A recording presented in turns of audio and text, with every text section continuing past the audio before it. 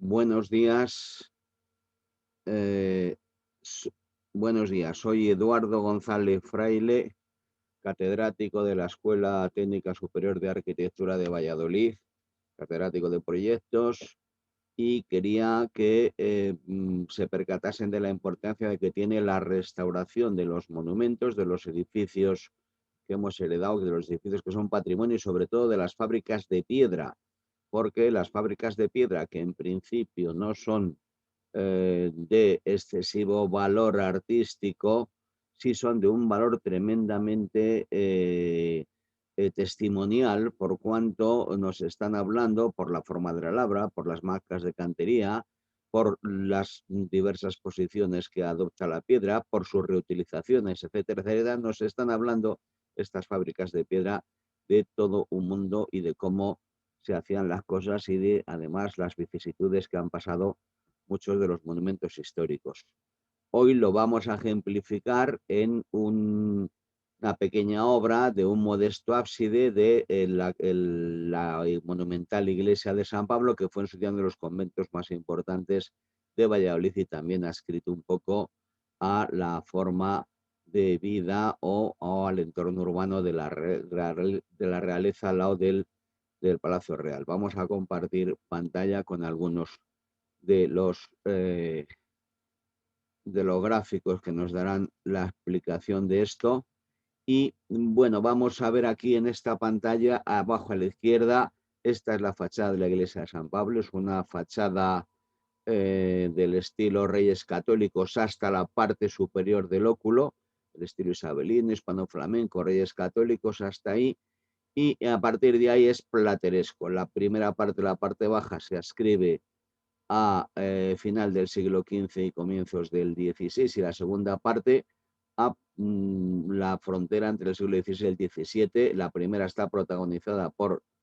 Simón de Colonia como arquitecto y Fran Alonso de Burgos como mecenas, y la segunda parte por el duque de Lerma, que hace patronazgo de la iglesia y traslada la capital a Valladolid. Bajo esta iglesia había antes un templo mucho más modesto,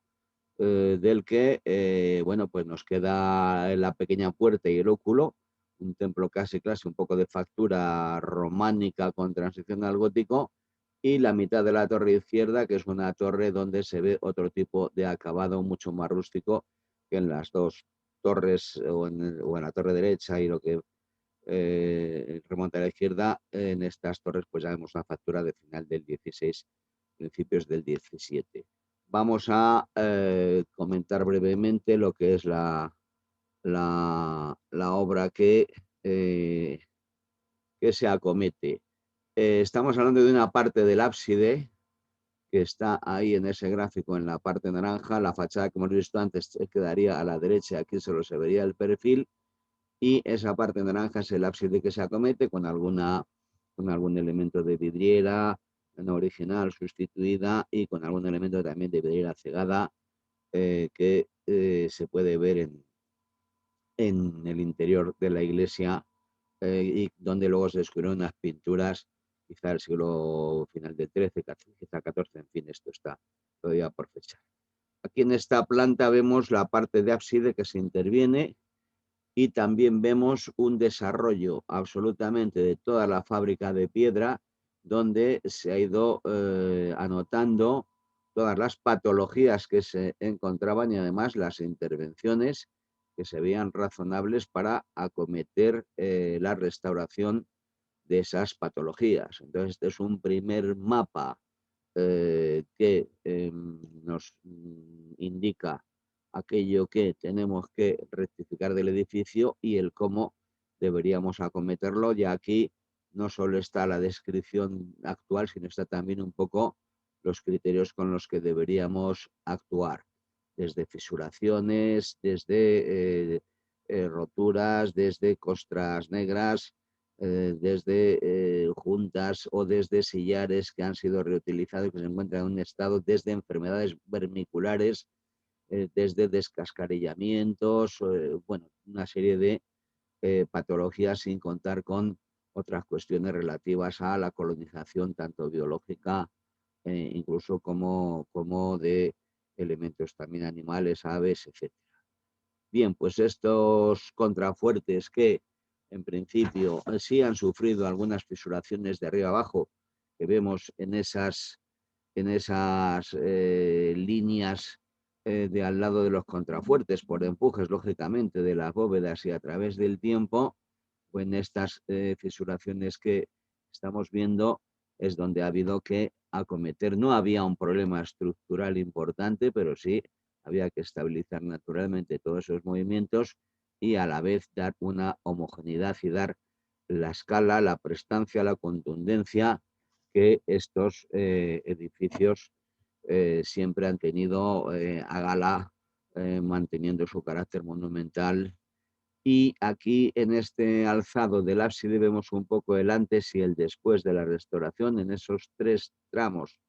que se han restaurado. No, bueno, pues no, si no había más dinero, son lo que llaman microproyectos que se van haciendo a medida que se va disponiendo de dinero. Y sí señalar cómo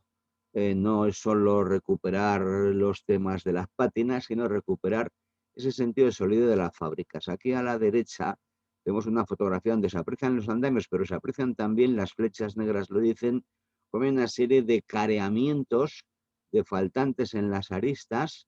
que esos faltantes además suelen estar, no es casualidad, en las juntas, en las partes donde hay concurrencia de diferentes materiales, a veces no siempre con temas compatibles, donde se han echado ya chaperones y cosas, apósitos lamentables de otras épocas, y donde,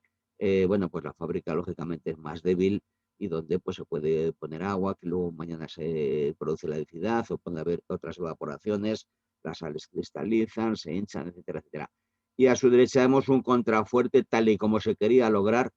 la contundencia de estas piezas que restaurando perfectamente sus aristas se puede conseguir dar esa imagen de solidez, de firmeza, de elemento arquitectónico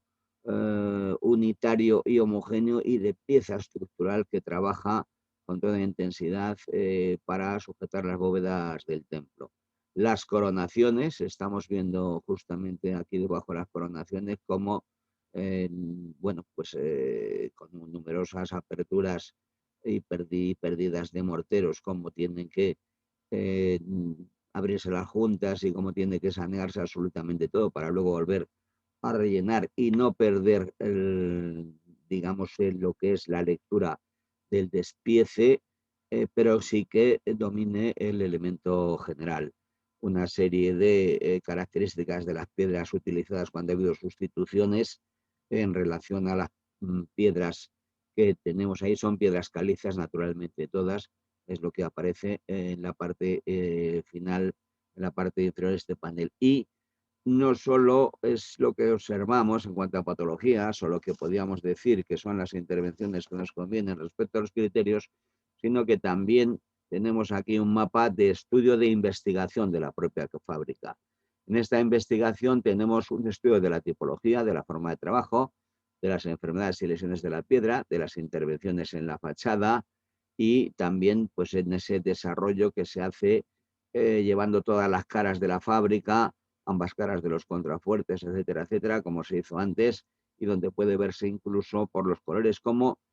hay unos sillares de unas épocas y otros de otra. No pasa lo mismo en la parte inferior que en la parte superior, no solo a nivel de facturas de la fábrica, sino también a nivel de sillares utilizados, porque en el momento en que caracterizamos lesiones o elementos constitutivos de los pilares, de los sillares, vemos cómo estos se van agrupando en determinadas zonas. Y aquí puede verse perfectamente cómo el grupo de las piezas que tienen lesiones vermiculares, que son estas marrones, se agrupan en una zona y como otras se agrupan en otra, bien porque han venido de otra cantera, bien porque en su exposición pues han producido ese tipo de lesiones. De manera que se produce una cierta agrupación de características de los elementos, de los sillares y también de las lesiones de esos sillares. Esto se ve muy bien también en la foto de la derecha. Ahí en la foto de la derecha, en el dibujo de la derecha, están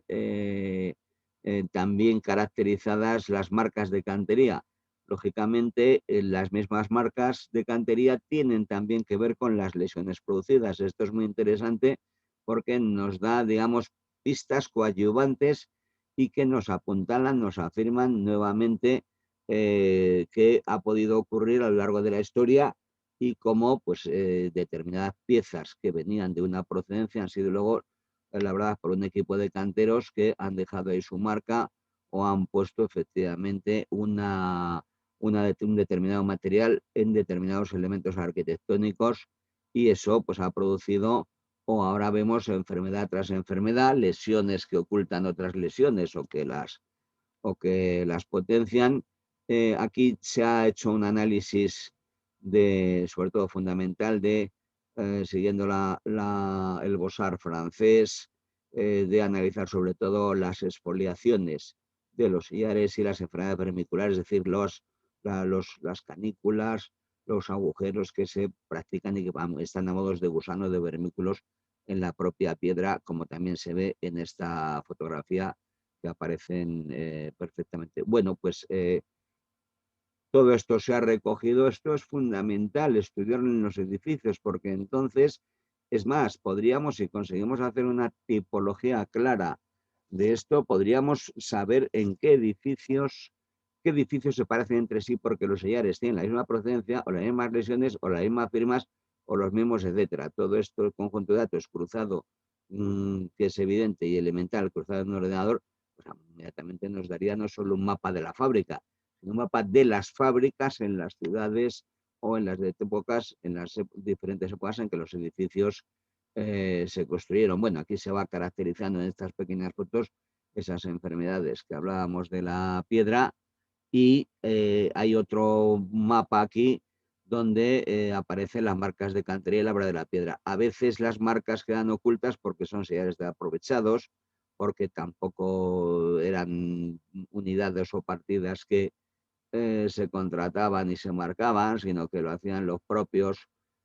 adscritos a las edificaciones, al convento de San Pablo, etcétera, con lo cual no siempre tenemos todas las marcas de cantería que desearíamos, no siempre podemos, pero no podemos clasificar todo eso, pero sí que podemos ver lo que ha ocurrido, cómo se ha construido, qué problemas ha habido y cuál ha sido la vicisitud de toda esa. Podemos hacer en definitiva el seguimiento de esta fachada que nos está hablando y podemos sacar unas conclusiones, como se sacan aquí respecto a cómo se realizan las obras, cómo se posicionan los sillares, cuál ha sido la premura, dónde están las fases constructivas, todo eso pues se ve meridiano en cuanto se analiza bien analizado la fábrica, bien analizada la fábrica de piedra. Una sección de la iglesia para ver en la parte del ábside aquí a la derecha cómo salieron unas pinturas en ventanales, en antiguas vidrieras que se cerraron quizá para poner un retablo de los retablos móviles que tanto se utilizaban en los siglos XIV y XV,